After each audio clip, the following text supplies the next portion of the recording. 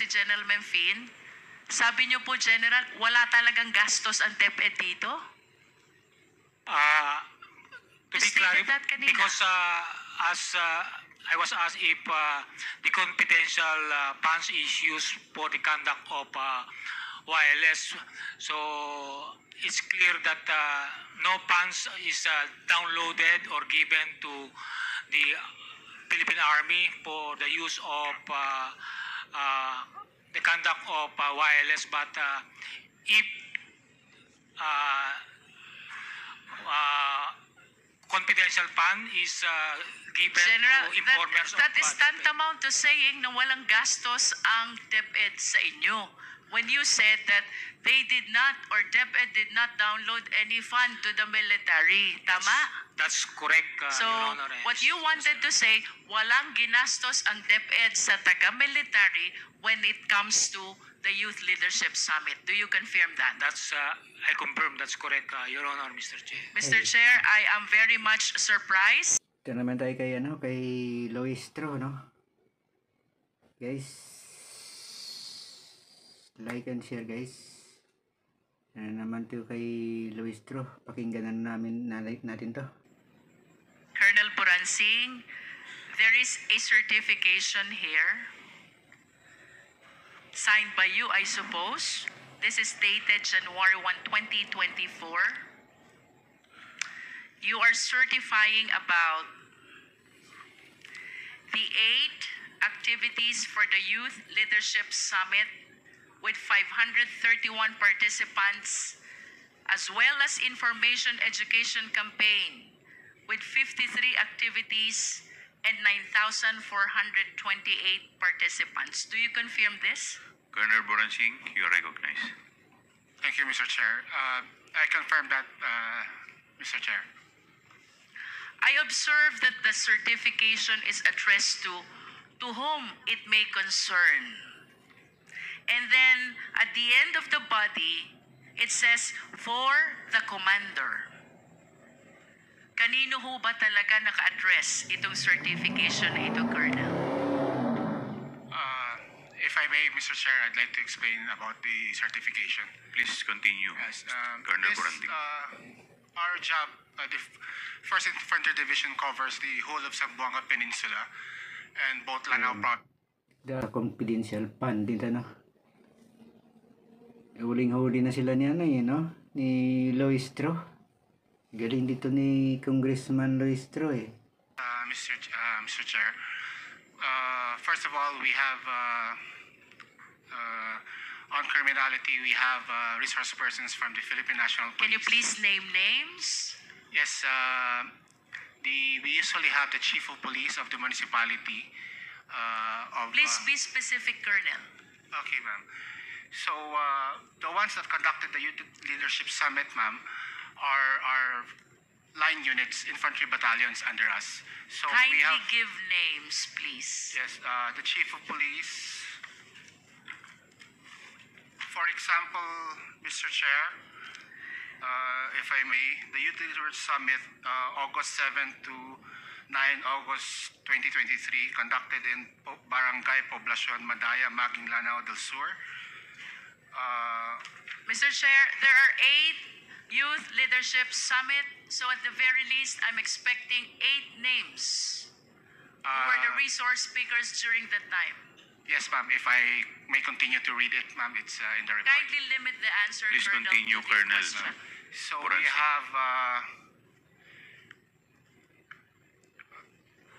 we have the municipal mayor of Masio, Lanao del Sur. We have also. Do you have the date also? Can you please cite the date also? Yes, ma'am. As I earlier said. Date of YLS and then the resource speaker. Yes, ma'am. As I earlier said, this one is August 7 to 9, 2023. The venue was in Maging, Lanao del Sur. So we have Staff Sergeant Pacquiao, Lieutenant Colonel Miondas. We have Private De La Rosa, Lieutenant Colonel So how Siar. many resource speakers do you have for every Youth Leadership Summit? It depends on the commanders. For instance, in local terrorist groups where in Lanao, it can range anywhere from 5 to 10. Is that the first, the one dated August? That's your first YSL? YLS. YLS. For 2023, the first one was in May. It was in Zamboanga del Sur province. 2023, the first one was May. Yes. And then? Then we have the second one is 16 June 2023. This was in Lanao del Sur, the municipality of Bubong. And then the third? We have July 26 for the 44th Infantry Battalion in Cabasalan, Zamboanga, Sibugay Province, Mr. Chair. Then we Fifth? have July 29 in the Digkilaan National High School, Iligan City. Sixth? Then on September 29, we have in Barangay Pugan, Concepcion, Misamis Occidental. Then December 12, we had in Barangay D1, Dipolog City, Zamboanga del Norte. And as I earlier mentioned, another one in Zamboanga del Sur, this time in Dumingag municipality, ma'am. So those are 8 that were conducted in the various areas. Mr. Chair, with the manifestation of Colonel Buransing, I respectfully move that we issue subpoena duces tecum to the head of the schools. Are they schools? No, ma'am. Not all of them are schools. One is Digkilaan. So what are they if they are not schools? Like for instance, the first one last May was conducted in a barangay, in a sitio, ma'am. So Mr. Chair, I am moving for the issuance of subpoena duces tecum either to head of the school or barangay, which became the recipient of the Youth Leadership Summit yes, conducted by Colonel Buransing.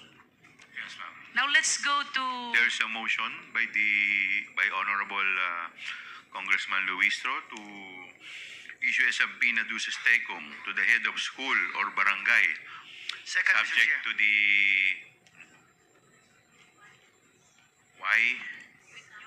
YLS. Youth Leadership Summit conducted by Colonel Buransing.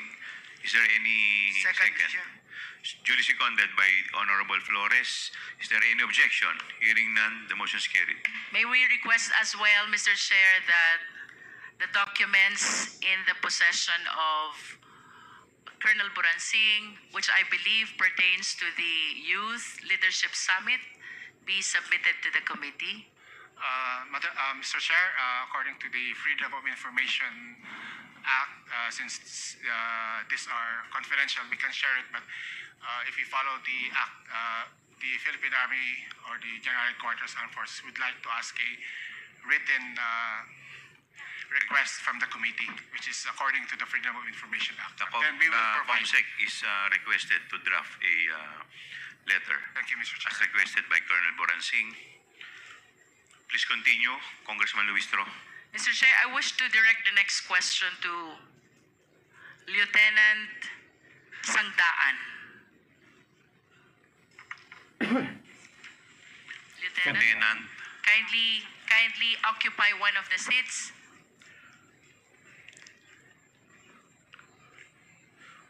have you taken your oath, Lieutenant? Yes, Mr. Chair. Thank you.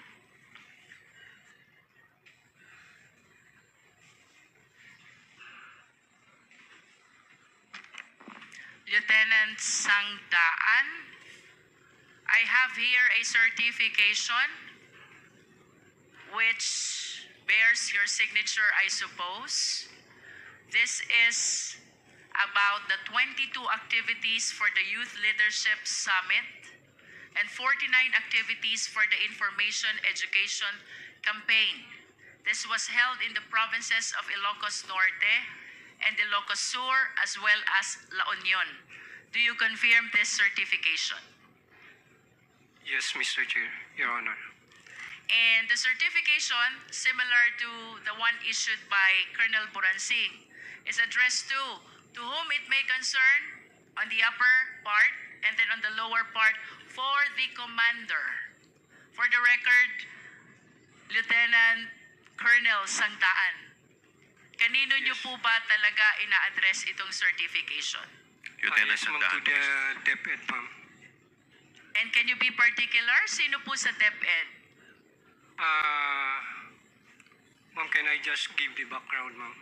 That was the instruction of my commander, and according to my commander, it was Major General Mempin who Okay, requested. you answered the question already. Yes, ma'am. And similar to the questions which I raised to Colonel Buransing, do you have also some documents with you which can provide details about the recipient of this 22 Youth Leadership Summit? Ma'am, right now, ma'am, I don't have the documents because I am no longer with the 5th Infantry Division, ma'am. I'm already reassigned to GHQ. But I assure you, ma'am, that You can there are produce. documents. You can produce. Yes, ma'am. Okay.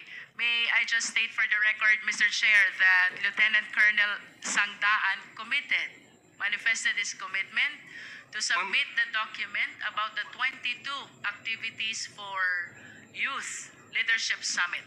Yes, ma'am. Just like what Colonel Buransing have said a while ago, ma'am.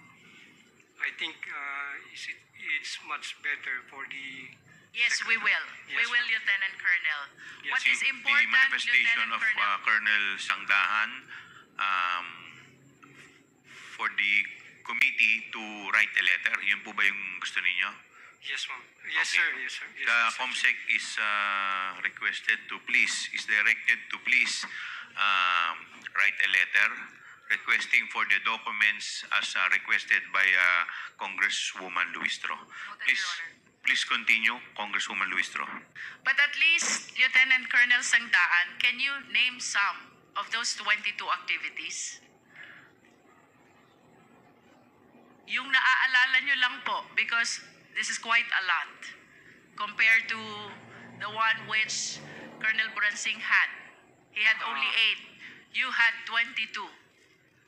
Ma'am, actually, these YLS were conducted by the line units of the 5th Infantry Division, sir. Ma'am, just like the 5 Offers Brigade, the 5th CMO Battalion, and other infantry battalions in the area, ma'am. As to the specific of which, ma'am, hindi ko na ma-remember, ma'am. You mentioned which infantry division conducted this? 5th Infantry Division. Saan po ba kayo kasama? Sa 5th po ba? 5th Infantry Division, ma'am, as a staff of the 5th Infantry Division, ma'am. As one of the staff of the Yes, 5th yes. Infantry Division. But I suppose that since you were the one who certified, you're supposed to have a personal knowledge of what happened. We base it on our records, ma'am, on our tabulated records. Do you intend to tell us, Lieutenant Colonel, that you were not the one who actually conducted this Youth Leadership Summit? Yes, ma'am. The line units, ma'am, were the one who conducted those activities. If it is not you, then who? The different battalions, ma'am. For example, ma'am, the 77th IB, the 5th CMO Battalion, Bakit po kayo ang nag-issue ng certification? we have the tabulated data, ma'am. Yes, I understand. But for one to be able to issue a certification, dapat alam nyo. Dapat may knowledge kayo. Yes, ma'am. We As a matter of fact, this is an inquiry in aid of legislation. You were sworn in before we started the hearing, and this will elevate the status of being a sworn certification already. Yes, ma'am. Bakit po kayo nag-issue ng certification kung wala kayong personal knowledge? Nag-certify kayo, may 22 Youth Leadership Summit, tapos hindi nyo po ito personally nalalaman. Is that what you wanted to say? We have personal knowledge, ma'am, because we have it in our data, ma'am, that the different line units... You are aware of the data only, Oh, sir, that are but different... not of the occurrence. Magkaiba po yun. Ganon din, ma'am, sa occurrence, ma'am. You are aware of the occurrence as well. Yes, ma'am, that it was really conducted. Okay, balikan po ulit natin yung question ko. Name some of the Youth Leadership Summit that you conducted, if you are aware of the occurrence. Just like in San Mariano, Isabela, ma'am, we have conducted the YLS there, Barangay po iyan, municipal, ma'am. municipal. Ang recipient po natin, sino? Sino pong audience nyo doon? Sino pong participants? The youth from the municipality of San Mariano, there were participants from the students in San Mariano, and even out of school youth. Okay. Any other? Any other YLS that you can recall?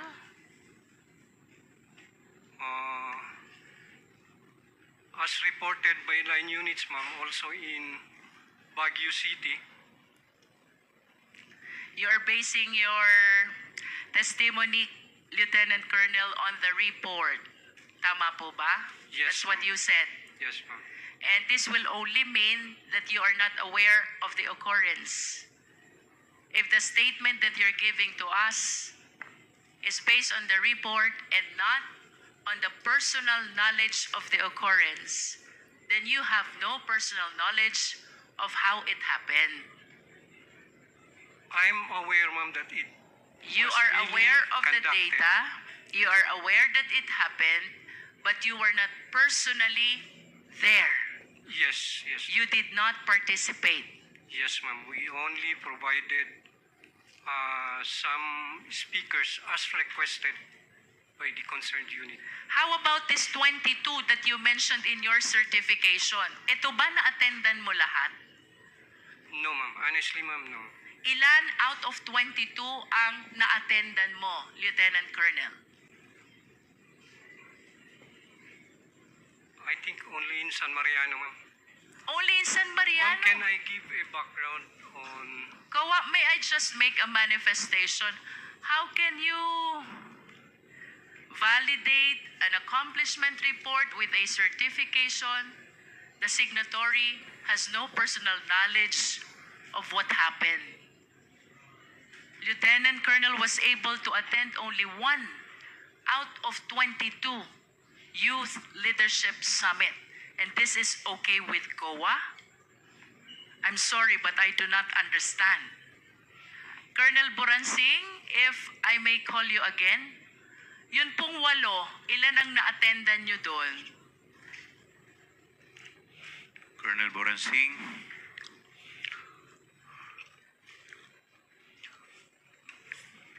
Out of 8 Youth Leadership Summit, ilan po yung na-attendan nyo? Colonel Boransing, you are recognized. Yes, Mr. Chair. I was only able to attend one. So that means that you have no personal knowledge as well I have of all the 8 Youth Leadership Summit that happened. I have personal knowledge of this, ma'am. Mr. Chair, if I may explain lang po, the structure of my position is I'm the G7 of the Infantry Division. So the Infantry Division has 3 infantry brigades. They control 1 has 4 provinces, the other has 1 province, and the other brigade has 1 province. So I am in charge of supervising. I am the Civil Military Operations Officer, Mr. Chair. So I closely monitor, we all closely monitor the program of the Youth Leadership Summit to ensure that it is multi-stakeholder and it fits the objectives of the program. So we have personal knowledge. We can't go around in each barangay, but they have, since we used budget from the Philippine Army, we have after-activity reports, fund utilization reports, pictures and documentations. And We have to ensure this because we have a yearly inspection from higher headquarters. So we may not have been there, but we have personal knowledge. We are the program managers of this po. You mentioned a while ago, Colonel Boransing, Yes. you were using the fund of the Philippine Army. Uh, You confirm that? yes, Mr. Are you sure? Sir. Yes, Mr. Chair. For the 8 YLS Yes, that Mr. were Chair. conducted, you used the fund of the Philippine Army. For our participants, we used the Philippine Army. For the students, they used the local government unit funds, Mr. Chair. Okay, that is clear. Mr. Chair, I just wish to manifest the statement of Colonel Boransing that during the Youth Leadership Summit, for the military, they are using their military fund, and for the children or the youth, they are using the LGU fund. Mr. Chair, if I may. Please continue. Yes. They use some use the provincial local government funds, and the municipalities. Some delegates also are using the municipal LGU funds. And for the participants from the other stakeholders, from Deped, from BIDEA, from the police, of course, they use their own funds. So it's really a multi-stakeholder. In other use words, fund. Mr. Chair, a lot of offices and agencies are using their respective funds for intelligence in conducting the Youth Leadership Summit. This is your statement, Colonel Boransing. I didn't say intelligence funds, ma'am. What I said was, like for instance, for their billeting, for the hotel, they have to pay from their own agency funds. For their food, they have to pay po. What is clear, there are different offices Involved. who shoulder their respective expenses Yes, Mr. for the Chair. purpose of Youth Leadership Summit. Yes, Tama? Mr. Chair, yes. In other words, it is not only the DepEd Yes, Mr. Chair. who spends its confidential fund. I have no knowledge of what their source of funding is. But in as far as you are concerned, kanya-kanyang gastos ang iba't ibang opisina. KKP po. And for the children, the youth, you said it is being shouldered by the LG. So, grabe ba, no? Kanya-kanya gastos. Nasaan nagpuntang confidential fund? Intelligent fund dapat yan. You, tama? Yes, Mr. Chair. Thank you, Colonel. May we request Lieutenant Colonel Panopio? Colonel Panopio, you are recognized. Altok na ko. Good afternoon, Mr. Chairman, Your Honor. Colonel, I have with me another certification bearing the signature of Magtanggol Panopio. Is this your signature? Yes, Your Honor, Mr. Chairman. On this certification, you certified 205 youth students from different schools. 3 youth leadership summits held in the provinces of Bulacan, Nueva Ecija, and Zambales. You confirm this? Yes, Mr. Chairman, Your Honor. And similar to my question to Colonel Boransing and the other Lieutenant Colonel, nakalagay po sa certification nyo, to whom it may concern, to sa taas, sa baba, for the commander. Kanino po ba talaga naka-address itong certification nyo? This is addressed to Deped, ma'am. May I explain for the commander, ma'am? And can you please kindly be particular, who in Deped? Ang dami po nila sa Deped. Sino po sa Deped ang kausap nyo when you submitted this certification? Yusek Nolasco Mempin, ma'am. That's USEC Mempin. Okay. And can you please substantiate as well the 3 youth leadership summit that you conducted in your province? Ikaw ba nakaparticipate dito? Your Honor, Mr. Chairman, hindi po kami nag-participate specifically because as a staff, we are just supervising and monitoring the activities of the Youth Leadership Summit. So because- similar to Colonel Buransing, you are just aware of the occurrence, but you were not part of the event. Yes, Your Honor, Mr. Chairman. And with respect to the expenditures for similar programs, would you confirm the statement of Colonel Buransing na Yes, ang Your Honor. mga opisinang participants ay kanya-kanya ng gastos? Yes, Your Honor, Mr. Chairman. And with respect to the participating children and students thereat, tama po ba yung sinabi ni Colonel Buransing, LGU ang sumusuporta sa expenses nila? Yes, Your Honor, Mr. Chairman. Are you sure? Yes, Your Honor, Mr. Chairman. Can we recall Lieutenant Colonel Sangdaan? Yes, ma'am. Lieutenant Colonel, tanungin ko lang po yung pagdating sa expenditure.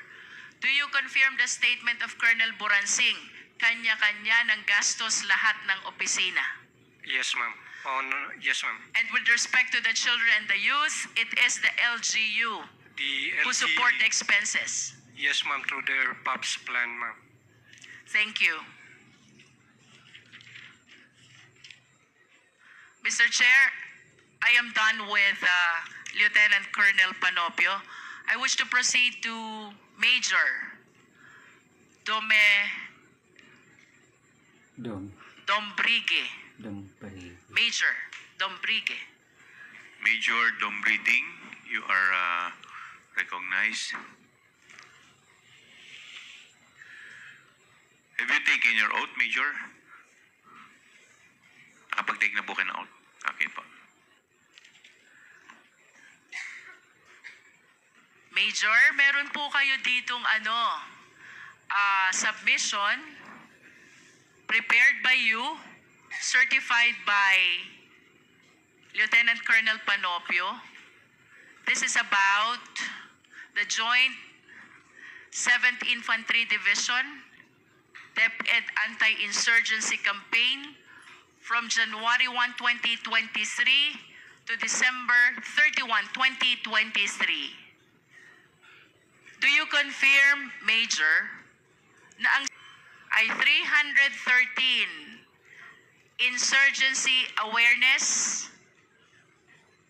and 166 posted social media products? Good afternoon po. Yes, ma'am, Mr. Chair. Through that data was based on the reports of our line units. Ang kasama po dito, Brigada Eskwela, insurgency awareness, environmental protection, shared and posted social media products. And then you also have number of health-related activities. Ang dami po nito, Major. Tanong, saan po nanggagaling yung pondong ginagamit nyo for all of this? Ma'am, most of that funds was under the PAPS on the APB of our line units. Ano po yung PAPS? Please enlighten us. Projects, activities, and programs po. And can you please tell us which agency is this? In particular, ma'am, is the Philippine Army in collaborations with our partner stakeholders in the ground. In other words, similar to the statement of the 3 prior officers, yung mga activities nyo, ang gumagastos is the Armed Forces of the Philippines. Tama po ba? Yes, ma'am, Your Honor. And as far as your counterpart is concerned, tama po? Opo, ma'am. At paano nyo po ba ginagawa itong anti-insurgency awareness? Ma'am, Your Honor, in partnership with the different schools and local government units, our line units is conducting intensified information awareness drives on security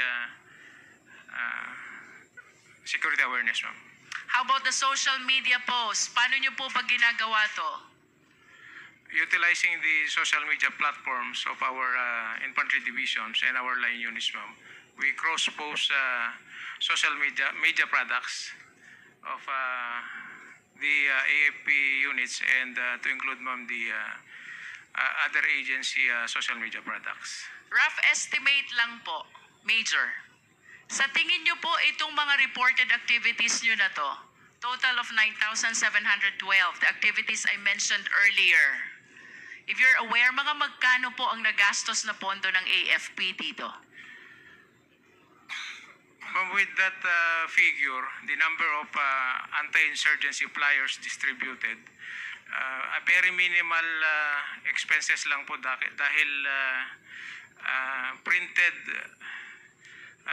flyers lang po ito dun with the bond paper po.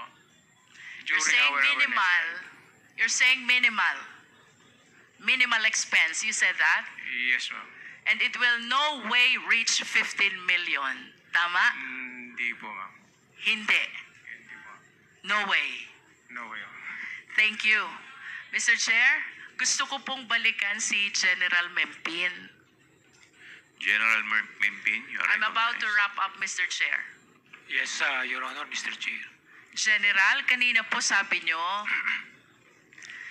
hindi nyo alam yung confidential fund. You That's still correct. confirm that? That's correct, Your Honor, Mr. But Chair. I hope you understand that the certifications which I confirm from the AFP officers, the 4 of them, pertains to the expenditure of 15 million taken from the confidential fund. And according to them, those certifications were required by you. Your Honor, Mr. Chair, actually I was asked by the Officer of the Secretary to ask for certification coming from these units. But it is clear to them or even to me that no funds are involved, meaning no funds released to these units. What the Office of the Secretary is wanted to know is the product or the result of the collaboration of various stakeholders, including Deped, with regards to our youth. So it is clear, ma'am, that Deped has not released any single centavo to the conduct of wireless to the units mentioned, ma'am, Your Honor, and Mr. Chair. If you are saying, General Mempin, na walang nirelease na pondo ang DepEd dito po sa Youth Leadership Summits, saan po ginastos yung 15 million? That's, Your Honor, Mr. Chair, that was I was not aware of it because the task given to me is just to coordinate because to be candid about it, the commanders of Colonel Boransing, Colonel Panopio, and Lieutenant Colonel Sangdaan are my former colleagues or classmates in the Philippine military. Lumipad na yung 15 million, no? Grabe na sinalaysay ng mga sundalo. Siniwalat na sundalo. Academy. Mr. Chair, I wish to ask the COA, Attorney Camora, tama ba ang understanding ko? Sa AOM, may disallowance na 75 million. Out of 75 million, you are asking for supporting documents of the 15 million which were paid as rewards to informers. Attorney Camora, you are recognized. Yes, Mr. Chair. And in response to that supporting documents, the DepEd submitted these certifications about the Youth Leadership Summit. Tama ba? Yes, Mr. In Chair. other words, these certifications submitted by the AFP officers are being used as justification for the 15 million utilization paid as reward to informers. Tama po ba? Yes, Mr. Chair. General Mempin, your Your statement is completely contradictory. Patay si General Melvin, no? Parang naiba yung ano niya, yung panglasa niya ngayon ah. To the stand and position of COA. Your Honor, Mr. Chair, as I previously mentioned, the only task given to me is to coordinate to my colleagues in the active service of the Philippine Army to have a report on the conduct of Youth Leadership Summit. But as to the utilization or disbursement of 15 million payment to informers, I was not made aware of it, and I have no knowledge that this certification is for the payment of informers. Your Honor and Mr. Chair. General Mempin, I understand we also have Major General Bahaw. You have a letter here, General Bahaw. This is about the 9 Youth Leadership Summits. Kanino nyo po ito in-address? Good morning, ma'am. Good morning, Mr. Chair. May I be recognized? Major General Bahaw, you're recognized. Thank you, Mr. Chair. Ma'am, I addressed the letter to Yusek Nolasco Mempin, updating him of the YLS conducted in my division then. And similar to the questions that were propounded to the 3 other AFP officers, kapag ho ba nagwa-YLS kayo, sinong gumagastos? Ma'am, sari-sariling agency po na nagpa-participate dito ang gumagastos. Sa amin po, more on facilitation and security, kami po ang gumagastos sa sarili naming mga tropa. And with respect to the children and the youth who are the participants, do you confirm what they said already? LGU ang gumagastos? Yes, ma'am. Grabe na. Umasa lang yung mga sundalo kasi sana eh. Sa mga LGUs na mga mga syudad, no? At kanina po sinabi din ni General Mempin, balikan ko si General Mempin, sabi niyo po, General, wala talagang gastos ang Deped dito? To be stated that clarified, kanina. because as I was asked if the confidential funds issues for the conduct of wireless, so it's clear that no funds is downloaded or given to the Philippine Army for the use of the conduct of wireless, but if confidential fund is given General, to informers that is of tantamount to saying na walang gastos ang DepEd sa inyo. When you said that they did not or DepEd did not download any fund to the military. Tama? That's correct, So, Your Honor. what you wanted to say, walang ginastos ang DepEd sa taga-military when it comes to the Youth Leadership Summit. Do you confirm that? That's I confirm that's correct, Your Honor, Mr. Chair. Mr. Chair, I am very much surprised, but Diba? let me wrap up and make this Ma'am. manifestation before I yield to the Umamin din, no? Umamin din siya. Surprise. other members of the committee. While we believe that these certifications were submitted to justify the 15 million that were allegedly paid as reward to informers, now all the officers from the AFP, that includes General Mempin, the USEC for Administration, are stating that the DepEd did not utilize any of its confidential fund in support of the Youth Leadership Summit. These statements, Mr. Chair, are completely contradictory to what DepEd has made the COA believe in the submission of all these certifications. Mr. Chair, to proceed, let us all be reminded, ito pong confidential fund na ito, pera ng taong bayan.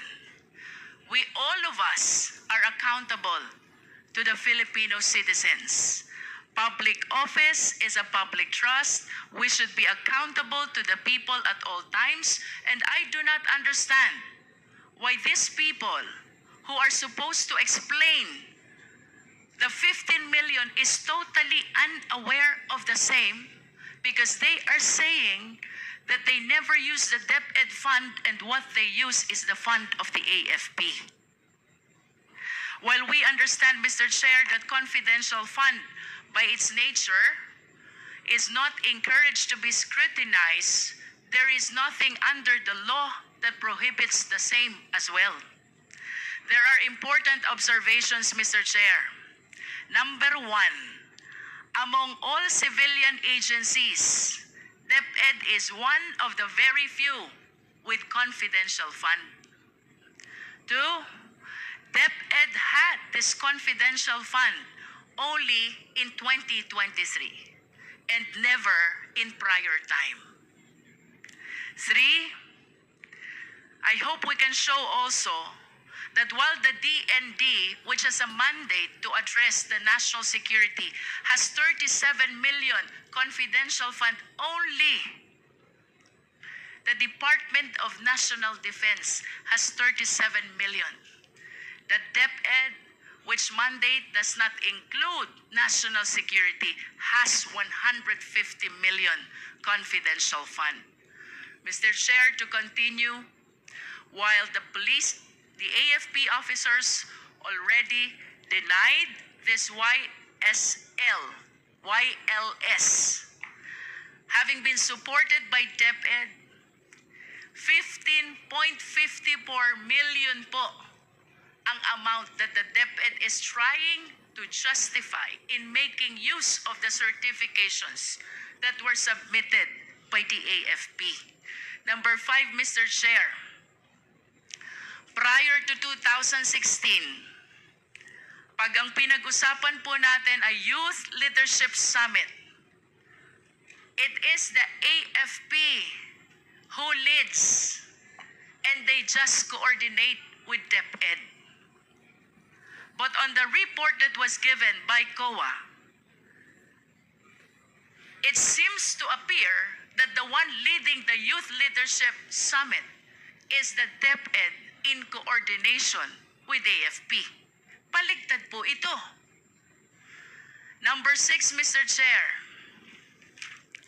I do not want to preempt any conclusion. However, Mr. Chair, General Mempin spent 2017 to 2023 of his AFP career in Davao City and Davao region. During this time, the former president is the president and our vice president is the mayor. During those time, Mr. Chair, Davao City, while it is authorized to have and to utilize confidential fund, I believe has one of the highest confidential fund among the LGUs in the entire country. I hope the Secretariat can produce the data. I wish to ask, Mr. Chair, ito bang lahat ng ito ay coincidences? Given this observation, let us all be reminded that the leeway that is being given to confidential fund is to be able to address a very important concern, and that is national security of the country. No more, no less. The procurement and the liquidation were made liberal in recognition of the significance of the purpose of the confidential fund. However, Mr. Chair, if there are glaring indications of irregularity already, as those that we have mentioned, plus the admission of the AFP, is it not that COA should address its mandate of making sure that all receipts and all expenditures are duly accounted for the Filipino people? Question number 1. Since when has irregularity in confidential fund been happening? 2, what has COA done so far with respect to its accounting rules in order to address the irregularity? And 3, will COA simply brush aside these irregularities, especially with the admission of the AFP that they were the one who spent for the 15 million Youth Leadership Summit and not the Department of Education? Let us remember, regardless of which office in the government we belong, public trust always carries accountability. To tone down the mood of our investigation at para mas maintindihan po ako ng mga tao, mayroon hong prominent na line sa pelikulang Star Wars. Ang sabi, comes with great power is great responsibility. If you translate this to constitutional language, let us all be reminded, public office is a public trust. The trust that is given to us by the people carries with it due accountability. Thank you, Mr. Chair.